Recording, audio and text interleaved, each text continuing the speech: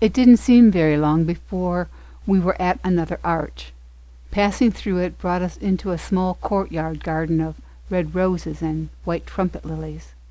A tall, graceful figure danced as she sang with the flowers. Braided black hair piled on top of her head loosened into tendrils with every swirl and sway. A golden glow shone around her with an infinity symbol that crowned her aura. Her marigold yellow robes flowed with the breeze as she was lost in her song. She turned toward us when we caught her eye, elegantly excused herself from the flowers, and glided over. Her black skin and black eyes shone bright with love and friendship. "Ina Iekia, my dearest, come in. I see you have a new friend accompanying you. My name is Tasia, consort to Aharon, the local magician. Actually, I'm making a name for myself along the same lines, but he's much more practiced. So wonderful to meet you. You must be tired and hungry. Please, sit. I have some elven biscuits and nectar for you to try. I heard they are extremely nourishing and long-lasting, so I'll make sure that you take some for your journey. Aharon should be along any time now." She waved her hand, and a table appeared in front of us. It was piled high with fruits, vegetables, breads, biscuits, and many carafes of various liquids. The aroma of it all made my mouth water.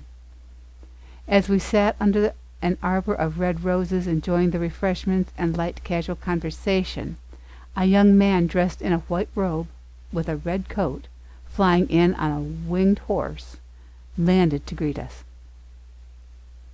As he dismounted, he smiled broadly. He had auburn hair and olive skin, with eyes a shade of purple I have never seen. His gold aura was also topped with an infinity symbol, but it was brighter than Tatia's. He joined us at the table and joined the repast as much as we were. "Ina Iekia, you have brought us a human. How wonderful! How rare! Forgive me, my name is Aharon. Folks around here call me a magician, but really it's all a matter of perception and perspective. Do you believe in magic?" "You do? Really? Do you like stories? I have a personal favorite that helps me to explain magic. It's an old folk tale that has many variations, but it's the story of stone soup, and it goes like this. Once upon a time, there was a great famine, and people did not have enough to eat or store away or even share. They were deeply afraid that their families would go hungry, so they would hide small bits of what they did have. They hid it from everybody they knew, in places only they knew about. Well, one day, a clever traveler entered their village square, asking different people he met about finding a place to eat and sleep for the night. He was told that there was not a single bite to eat in the whole village, so just keep moving on. "Oh, I have everything I need," he said. "I really only need a place to sleep. In fact, I would like to make some stone soup to share with all of you, to thank you for your hospitality. You see, I have a magical stone to use just for this." And with that, he pulled a big black pot from his wagon and filled it with water from the village well. He then built a large fire and placed the pot on top of it. Next, he reached into his knapsack and slowly pulled out a cloth bag, as the villagers watched with eyes the size of saucers. From inside the cloth bag came a large, plain, gray stone that he promptly dropped into the pot of water. By now word had spread throughout the small town of this traveler and his magical stone, and a pot of stone soup that he would share with all of them. As the hungry villagers gathered around the fire, the traveler sniffed the soup and licked his lips. Satisfied, he said aloud, "Ah, this is marvelous soup, some of the best I have ever made. Of course it could be even better with a little cabbage." A villager left and ran back to the square, holding a head of cabbage fresh from his garden. He offered it to the traveler to add to the soup. The traveler then cut it up and added it to the pot. As the soup simmered, he said, "You know, once I had stone soup with both cabbage and onions, and it was delicious. The town grocer said He thought he had some that he could donate, and ran back to his store for them. Soon other villagers were offering bits of vegetables from their gardens, potatoes, tomatoes, carrots, and celery, all going into the steaming pot. Others gave salt, pepper, and herbs. When the bubbling soup was ready, everyone in the village ate a bowl of the delicious soup until their hunger was fully satisfied. At the end of the meal, many villagers offered money and other treasures for the magic stone, but the traveler refused them all. He also had many offers for a place to sleep next to a warm fire. So he spent the night there, but, at the dawn of the next day, he was on his way. A heron stopped to see our reaction. So you see, by working together, with everyone contributing, everyone gets what they need. Most of all, everybody counts. Each one is precious. Every single one. It wouldn't have been the same soup if even one ingredient had been left out. Like in life, it wouldn't be the same without each of us being here. Another lesson you understand is that the stone was not the magic. The people are. You are. The love in your heart is the magic. I do not do magic. I only use the magical love that is already there. That is how my unicorn knows where I want to go. I don't need a bridle, whip, or saddle. We communicate telepathically along the love cords between us. Now let's see how this applies to you. He waved his hand, and another small table stood near with 4 different objects on it. He picked up one, the closest to him, and showed us. This, he said, is a simple wooden wand.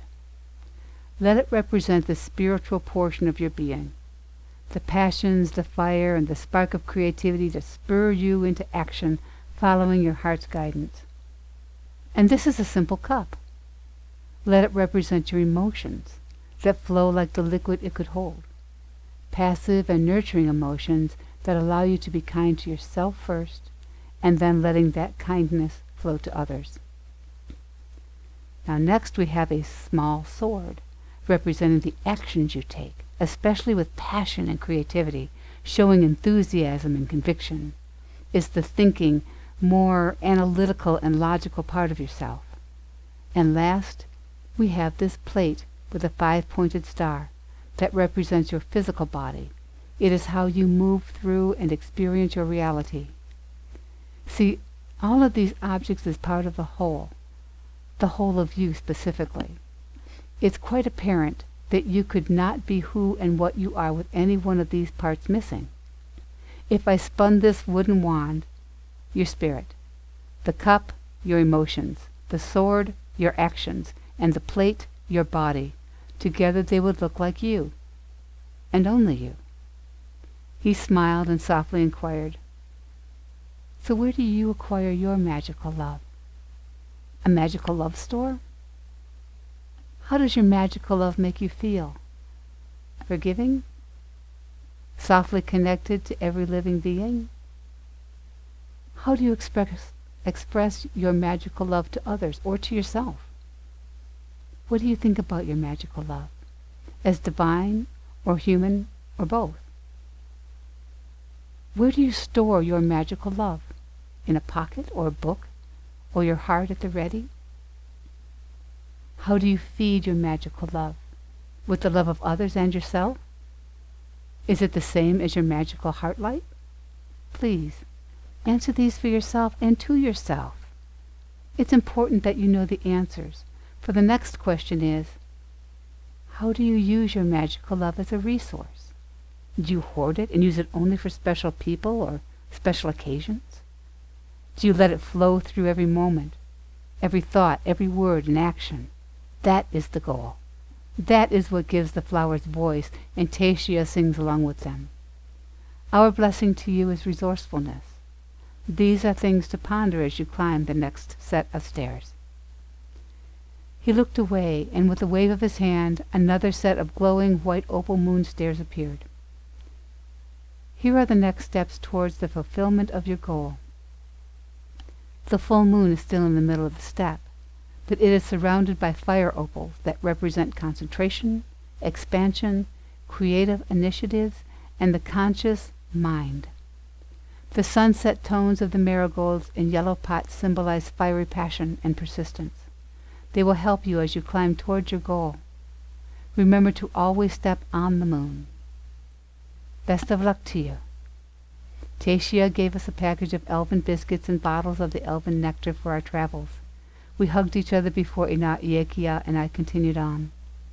With each step, I could feel my heart soften, and my thoughts change from the hardness that I had held towards others for some time.